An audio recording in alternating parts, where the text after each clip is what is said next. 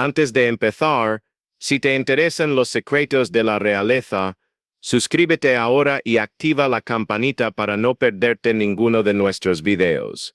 No olvides darnos un like. Tu apoyo nos ayuda a seguir descubriendo la verdad sobre el protocolo. En un giro sorprendente que ha dejado asombrados incluso a quienes están más cerca del palacio, el príncipe Harry y Meghan Markle han quedado sin nada, y todo se resume a una línea, fría y directa, en el testamento final de la reina Isabel II. Hace unas horas, en una lectura privada y muy emotiva del testamento secreto de la difunta monarca, se han sacudido los cimientos del llamado Imperio Sussex. Desde más allá de la muerte, la reina ha vuelto a tener el control total del Archewell Trust, que es la fuente de dinero que apoyaba la imagen pública y empresarial de Harry y Meghan. Según fuentes internas, la pareja se quedó en shock al descubrir que su acceso a esos fondos había sido bloqueado de inmediato. ¿Pero qué dejó realmente la reina en su testamento? ¿Por qué ahora? En esta investigación especial, revelamos la cláusula secreta que les quita a los verdaderos aliados que la hicieron cumplir, y la creciente sospecha de que esto era parte de un plan más amplio para romper por completo los lazos con los Sussex. Lo que vas a oír puede cambiar para siempre lo que pensábamos sobre la última acción de la monarquía. Esa mañana en Montecito había empezado como muchas otras. El sol entraba por las ventanas, el viento del mar movía las cortinas y todo estaba en silencio, hasta que una notificación en sus móviles interrumpió la tranquilidad como un toque de campana de funeral. Se convocó una lectura privada del testamento sellado de la reina. Harry lo leyó una vez, luego otra, y otra vez más. Sus manos temblaban. Meghan entendió todo solo con verlo. No fue necesario hablar. Habían tenido miedo de este momento por meses, tal vez años, pero nunca pensaron que llegaría con la dureza de una sentencia. Lo que ocurrió en el antiguo castillo de Balmoral nunca se mostrará por televisión. No había cámaras ni asistentes escribiendo, solo la carga del pasado, el suave eco de siglos de historia,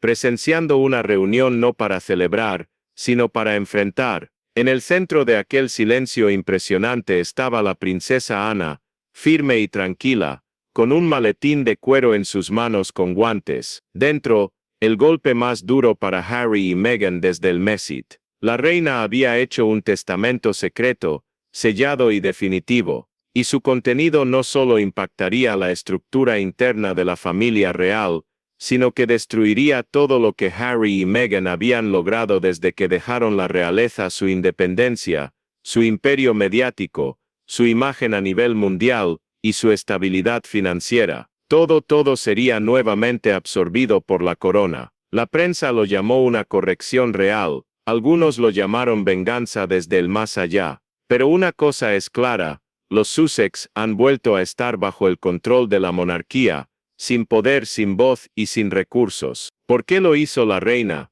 ¿Por qué seleccionó a la princesa Ana en lugar del rey Carlos o el príncipe William para dar este mensaje final? Esto no fue solo una venganza, fue un movimiento inteligente de una reina que vio cómo su familia se desmoronaba y decidió actuar donde la diplomacia no funcionó. La reunión se convocó con la supuesta intención de ser privada. El rey estuvo presente, con Camilla a su lado, con una expresión seria. William llegó solo, sin Kate ni los niños. Allí de pie, la princesa Ana tenía el último testamento, la última carta escrita a mano por la reina. Harry y Meghan estuvieron presentes por videollamada. Aunque el protocolo decía que no debían estar allí, nadie se atrevió a sacarlos. Cuando Ana empezó a leer, el ambiente se volvió pesado. La voz de la reina, escrita con tinta, sonaba elegante, pero sus palabras eran cortantes como cuchillas. Su objetivo era proteger lo que ha sido maltratado,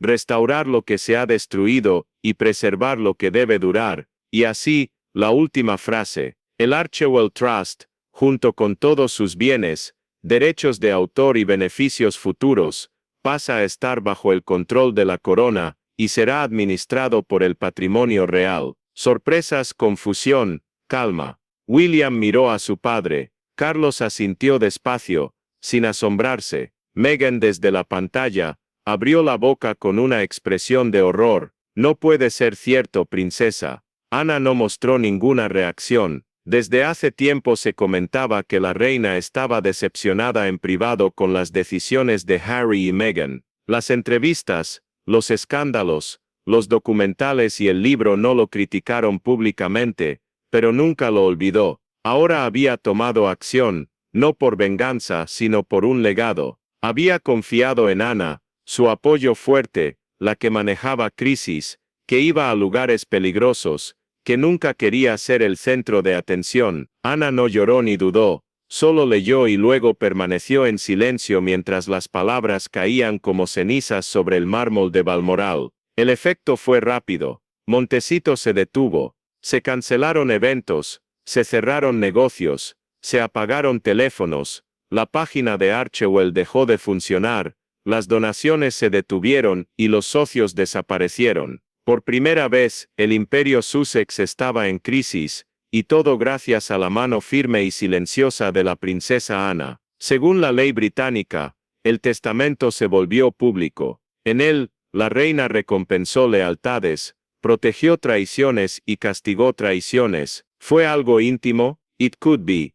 Pero como dijo el historiador Edward Langham, la reina Isabel II nunca actuó de forma impulsiva. Si desmanteló Archewell, es porque sabía bien lo que era y lo que siempre iba a hacer. Esto no fue solo un cambio de dinero, fue una señal, un símbolo, una advertencia. Nadie en la realeza puede librarse del peso de la corona, y si lo intenta, habrá consecuencias. Ese sábado, el 1 del mes, sería diferente a cualquier otro en Balmoral. Era una fecha muy importante en los calendarios del personal real, una reunión necesaria, rara y llena de un significado sutil. La seguridad se ha duplicado, los medios fueron controlados, como si el viento escocés pudiera llevar secretos que no se pueden guardar. Los mayordomos, asistentes y asesores de alto rango no pudieron ni acercarse al salón principal. En ese día, solo había una cosa importante, la lectura del testamento final de la reina en el castillo de Balmoral, un lugar casi sagrado para Isabel II, que había visto siglos de historia y reinos construidos con cuidado. Ese día no había seriedad, se sentía una tensión en el ambiente, una tensión fuerte, como antes de una tormenta. La princesa llegó primero, llevaba un sencillo azul marino, con el broche de la familia en el lado izquierdo del pecho, llevaba un portafolio negro, con el escudo dorado de la corona grabado de manera precisa, no empleaba maquillaje, su cara mostraba mucha determinación. Pocos minutos después, llegó Carlos, solo. Camila se había quedado en un estudio privado, no se necesitaba su presencia, esto era un asunto de familia. William llegó poco después, también solo. Su expresión lo decía todo. Quienes lo vieron entrar notaron en sus ojos la misma tristeza que mostró durante el funeral. Saludó en silencio y se sentó en el otro lado de la mesa.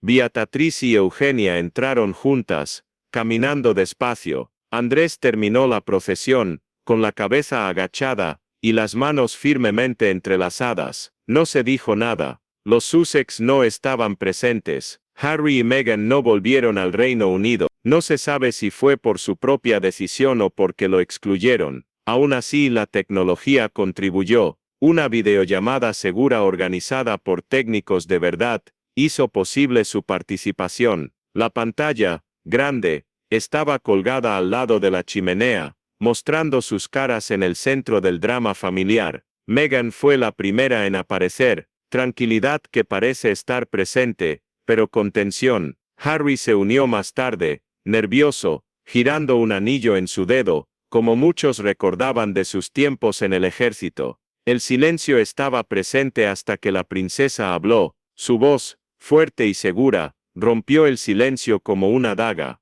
Hoy no hablo por mí, hablo por nuestra madre. Estas palabras fueron guardadas después de su muerte según su deseo. No venimos a discutir, venimos a escuchar. Con cuidado, abrió el portafolio y sacó el documento. Eran 8 páginas escritas a mano con la caligrafía inconfundible de la reina. legalizadas semanas antes de su muerte. El comienzo fue formal, con títulos confirmados, bendiciones para la Commonwealth y reconocimientos a acciones benéficas. Pero pronto la actitud cambió. La cláusula 16 fue el punto de cambio. La reina reorganizaba, de forma definitiva, la estructura financiera relacionada con el Archewell Trust y sus sucursales. Todo estaba bajo el control directo del Comité de Gobernanza Real. No se aceptarían acuerdos previos ni entendimientos, ya sean públicos o privados. El traspaso fue final. Se oyó un suspiro en la sala. No se supo de dónde venía. Harry se sintió incómodo. Meghan miró hacia abajo. Sus ojos miraron a otro lado de la cámara. Quizás estaba buscando a alguien, o quizás estaba buscando su propia identidad. La princesa no modificó su tono. These words, he said, are not mine, they belong to the Queen. A continuación, leyó la reflexión que escribió Isabel II, una crítica clara, elegante pero firme, sobre el uso indebido del privilegio real para beneficio personal y comercial. Una frase sonó como un martillo. En esta época de shows, hay personas que buscan hacer de la monarquía un entretenimiento. No puedo dejar que lo que mis antepasados construyeron con su esfuerzo se degrade en algo que se puede intercambiar por dinero. El juicio no era un castigo, sino una manera de corregir. William miró hacia abajo. Carlos no respondió, solo escuchaba. El equipo legal, ubicado cerca de una ventana, escribía notas en silencio. No hubo lugar para discutir, no se dio consuelo. Lo que decía ese testamento se puso en marcha en el momento de la muerte de la reina. El retraso en su lectura solo fue una formalidad. La revelación fue impactante, no solo por lo que decía, sino por la manera en que se dijo. La reina había eludido críticas, conflictos y hasta la desconfianza de su propio hijo. Decidió elegir como representante no a alguien llamativo, sino a una mujer con una voz tranquila y un honor demostrado. Para Harry, fue una humillación doble, tanto económica como simbólica. Las cuentas que están bloqueadas, los proyectos parados, el dinero donado regresado al gobierno, y el acceso a mil cerrado. Pero lo más doloroso fue el mensaje que no se dijo directamente. La reina no les quitó los títulos, les quitó la legitimidad. Meghan, quien se había presentado como una humanitaria moderna, y una duquesa con interés en causas sociales, recibió un mensaje muy doloroso. No la veían como una constructora, sino como alguien que aprovechaba oportunidades. Usó su título para ganar poder. El testamento la mostró tal como era en su propia historia. No hubo espacio para llantos en público ni reconciliaciones obligatorias. La princesa terminó el documento con una frase final de la reina. Donde hay confusión, debe haber claridad nuevamente. Ese es nuestra obligación, ese es nuestro título. Nadie aplaudió, nadie respondió. 15 minutos después, la videollamada terminó. El portafolio regresó a su maletín. La princesa salió de la sala. Fuera, el viento golpeaba las antiguas paredes de Balmoral y Montecito. El silencio lo envolvía todo como una tela. Hasta ese momento, solo había habido rumores, comentarios en los pasillos y susurros sobre delicada porcelana. Nadie creyó que fuera cierto, pero lo era. Se leyó, se selló y, a partir de eso todo cambió. A diferencia de Carlos, que llevaba la responsabilidad de la corona, o Guillermo, que era el futuro de la institución, y tenía la completa confianza de la reina, la princesa siempre había estado alejada del foco de atención. Su legado no se medía en noticias o escándalos, sino en años de dedicación silenciosa y firmeza constante. Esa reputación, clara y fuerte, fue la que la reina eligió para llevar a cabo su decisión final, sin exagerar, medio para llevar a cabo su decisión final, sin exageraciones ni presumir, presentó un grupo de documentos que no se pueden rebatir, las declaraciones bancarias, documentos legales y cartas oficiales, explicaban que se cerraba de inmediato el acceso de los Sussex al portafolio de Archewell, y que se realizaba la transferencia total de sus activos. Los juristas que se consultaron después, lo describieron como un movimiento legal muy sólido y sin fallos. No había opción para hacer apelaciones, ni para presentar impugnaciones. La reina, con la calma de alguien que ha considerado todas las opciones, había previsto cada posible defensa, pero aún faltaba una última pieza, la más destructiva. Dentro del sobrecerrado había una carta escrita a mano, fechada solo 2 meses antes de su muerte, dirigida a su nieto, el príncipe Harry. La princesa la leyó en voz alta. Su tono era fuerte, pero lleno de emoción. Mi querido nieto, sé cómo te sientes y comprendo tu sufrimiento, pero ya no entiendo la dirección que has tomado, y eso es lo que más me duele. Espero que encuentres la paz, aunque sea lejos de los lugares donde creciste. No puedo devolverte lo que decidiste abandonar, solo puedo cuidar lo que todavía está aquí. No era una carta dura, sino una despedida callada, llena de tristeza, como un ligero susurro de alguien que se rinde, desde el corazón de una abuela que había esperado una reconciliación, pero que aceptó la separación. En la sala, reinó un silencio absoluto. Incluso Meghan, que miraba desde una pantalla, se notó afectada. Había pasado años creando una imagen de víctima del desprecio real, pero esa carta revelaba otra verdad: pérdida, dolor, y una fuerte determinación. Las semanas que siguieron fueron muy caóticas. El contenido del testamento empezó a filtrarse poco a poco a medios seleccionados. Archewell está en pausa. Las cuentas fueron cerradas, los colaboradores se fueron, los donantes pidieron explicaciones, se despidió a personal importante, y la organización, como se conocía, dejó de funcionar. El equipo de Harry lanzó un corto anuncio: estamos dedicados a nuestras causas, y enfrentamos estos cambios con calma. Pero las palabras no parecieron tener significado. Para Meghan, el impacto fue instantáneo. Las marcas detuvieron sus contratos y las productoras se alejaron. Su reputación, que ya era débil, se rompió por el rechazo real. Sin embargo, en medio del caos, una figura se mantuvo firme: la princesa. Días más tarde, volvió a aparecer en un evento de caballos a beneficio. Su presencia fue tranquila y digna, sin necesidad de hablar. Su actitud hablaba por sí misma.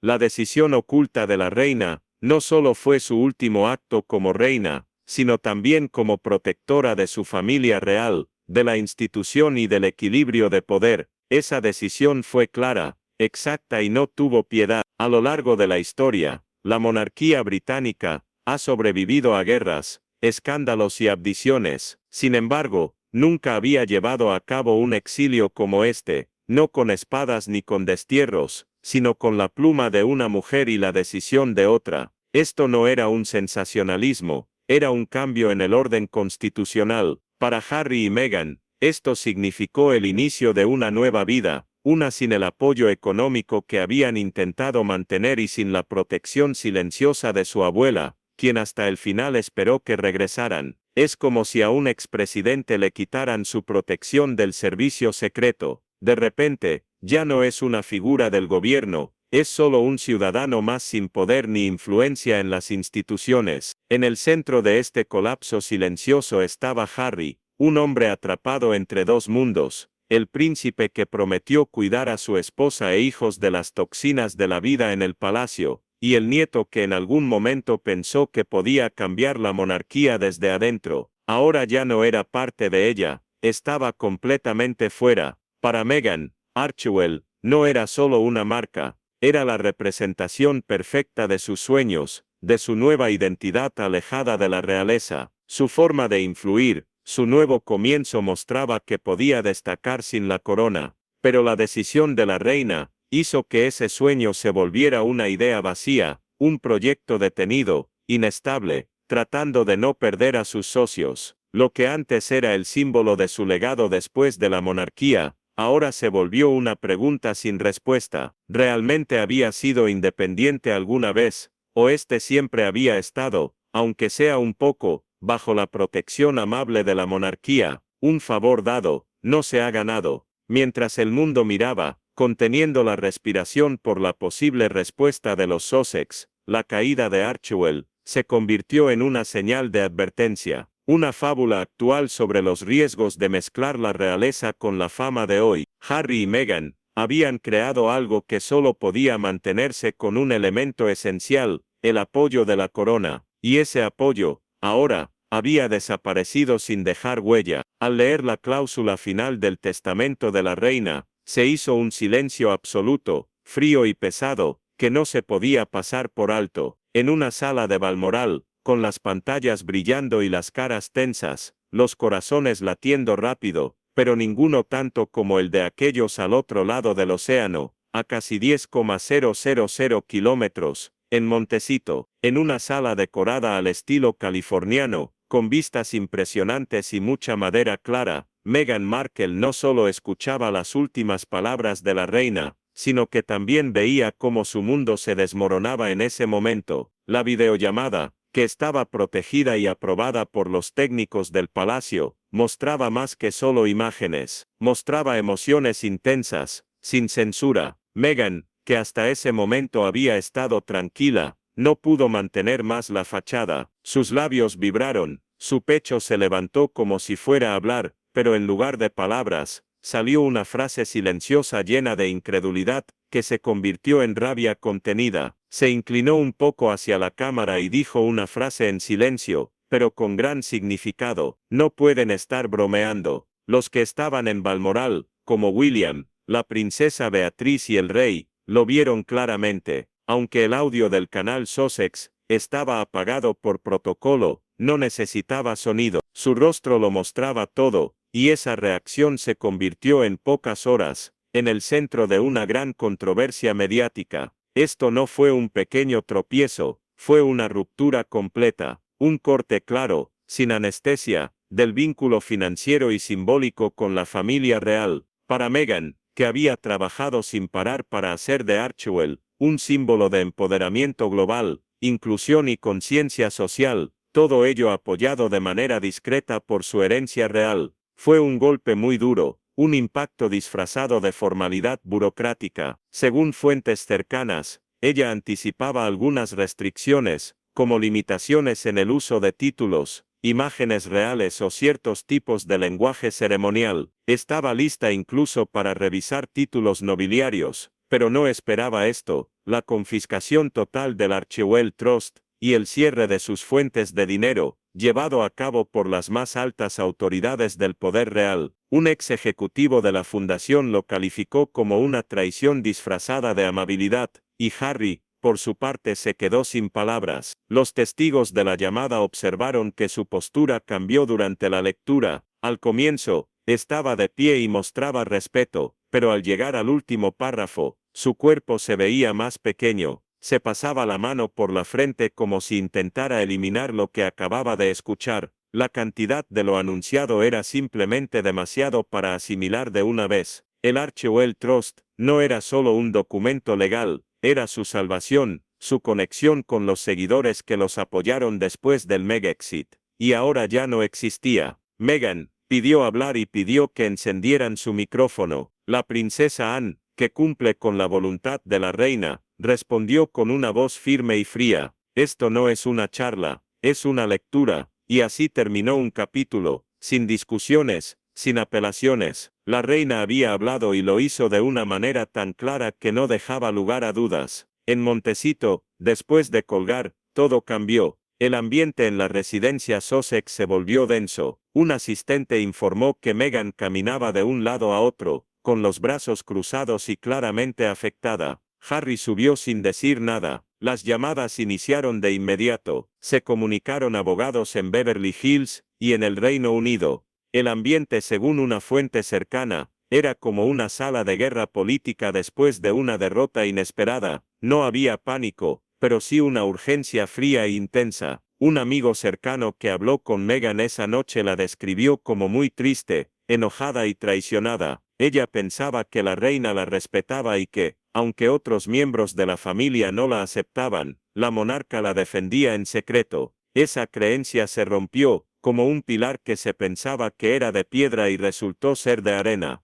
Lo que más la sorprendió, según dicen, fue que eligieran a la princesa Anne como ejecutora. Meghan admiraba a Anne por su trabajo por los derechos de las mujeres y su compromiso con causas sociales, pero no entendía que Anne no tomaba decisiones basadas en amistades. Anne seguía unos principios, y si pensaba que alguien había ido demasiado lejos, terminaba la relación sin dudarlo y de manera pública. En los días posteriores, Meghan mantuvo el silencio, pero ese silencio decía mucho. Escribió varios borradores de declaraciones, una formal y otra personal, dirigida directamente al rey Carlos. Ninguno fue divulgado, aunque uno de esos borradores, escrito muy tarde en la noche, incluía una frase que terminó saliendo a la luz: dejé todo para cuidar la dignidad de esta familia. ¿Por qué nadie me cuidó si él la envió? Sigue siendo un enigma.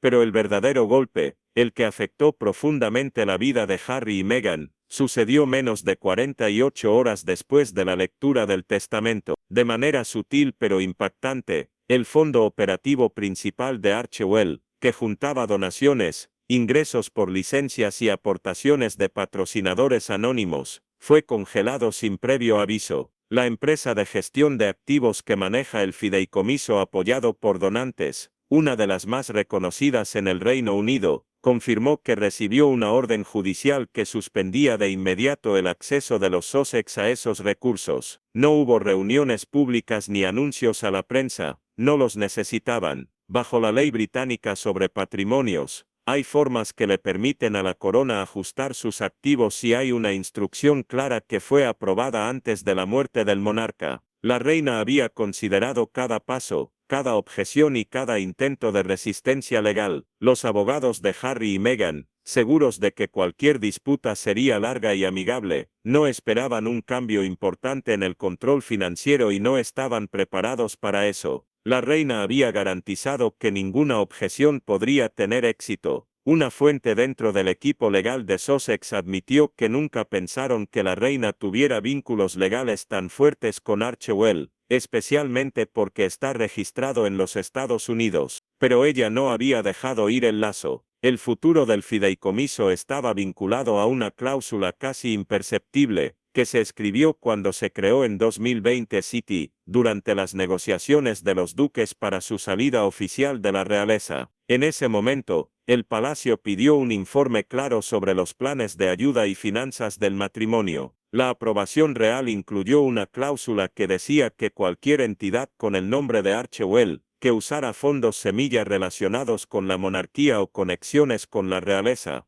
estaría bajo la supervisión de la corona durante 10 años. Esa cláusula, que los Sussex ignoraron, tal vez por descuido o intencionadamente, fue la base legal que permitió la intervención. Cuando Archewell dejó de ser una organización sin fines de lucro y comenzó a firmar contratos con plataformas de streaming y empresas tecnológicas, entraron en el mundo comercial. Esto les dio automáticamente al palacio el derecho de revisar, retractar y recuperar los aspectos financieros relacionados. Sir Reginald Boylan, que había estado callado durante años, volvió a aparecer como una figura importante. Desde su oficina empezaron a pedir registros digitales, facturas, correos y contratos. Archewell trató de oponerse, pero ya era tarde, el dinero estaba bloqueado. Cualquier intento de moverlos sería visto como un acto de desacato. Una filtración más tarde mostró que un de los bancos asociados le informó a Archewell que no se podía entregar ni un centavo más mientras se solucionaba la disputa legal. El impacto fue rápido: salarios retrasados, proyectos que se han cancelado, las fundaciones que colaboraban se retiraban una tras otra, asustadas por la tormenta mediática. El motor de Archewell se detuvo de golpe, como si alguien hubiera desconectado un cable principal, pero en el palacio reinaba un silencio total. Los abogados de la reina no querían noticias sensacionalistas, querían seguridad. No lo hacían por rencor, sino con la exactitud de una misión militar. El mecanismo se había puesto en marcha mucho antes de su muerte, y ahora funcionaba con la precisa lógica de un reloj suizo. Los Sussex intentaron responder y pensaron en demandar en California, pero sus asesores dijeron que sería un gran desastre público. La jurisdicción sería puesta en duda, y lo que es más grave, sus finanzas se harían evidentes. Así que eligieron enviar una carta formal, respetuosa y casi como una súplica, al rey Carlos y al equipo legal de la corona. Solicitaban que se revisara la situación, que se hablara y que se buscara un acuerdo. La respuesta fue corta y clara, no. Fuentes próximas a Clarence House confirmaron que Carlos leyó la carta, pero no tenía intención de intervenir. Su madre le había contado su plan meses antes, y él lo aceptó sin dudar. Ella no lo hizo por culpa de Harry, dijo a un asistente cercano. Lo hizo por la corona. No voy a volver a escribir su último capítulo. Ese fue el momento en que Harry y Meghan se dieron cuenta de que no había forma de regresar, que no habría posibilidad de negociar. La estructura legal de la reina estaba funcionando y nada podía pararla. Desde Montecito, la pareja trató de reorganizarse. Las videollamadas nocturnas con sus abogados buscaban una solución, una nueva organización, un nuevo nombre, pero reconstruir toma tiempo, y el tiempo no es un lujo cuando tu reputación está en peligro. Parece que el destino estaba en su contra, ya que el colapso pasó justo cuando estaban a punto de cerrar dos acuerdos importantes, uno con una marca de bienestar, y otro con una plataforma de streaming internacional. Ambos fueron detenidos indefinidamente. Las empresas no querían arriesgarse a quedar involucradas en una disputa legal con la familia real. Esto ya no se trataba de dinero, sino de poder. ¿Quién controlaba la historia? ¿Quién decidía sobre el legado de la monarquía? La reina, incluso después de su muerte, se aseguró de que ese poder no fuera entregado a las personas equivocadas. Lo hizo sin hacer ruido, sin cámaras, solo con leyes, testamentos y una voluntad fuerte, y lo que llegó después impactaría aún más a la nación. Ella recibió información detallada. Le presentaron borradores de contratos con Netflix, resúmenes de episodios para futuros podcasts y memorandos internos que explicaban cómo Harry y Meghan pensaban hacer crecer su marca a nivel mundial. Hablaban de una posible forma de vida, tours privados como conferencistas y hasta productos de bienestar con su marca personal. La reina oyó todo eso y no se enojó. Number Luke dijo que fue algo mucho más profundo, una decepción que llegaba hasta los huesos. No le preocupaba el éxito de los Sussex, sino cómo habían decidido definirlo. La reina nunca se opuso a que Harry y Meghan quisieran tener su propia independencia. Eso no era el problema.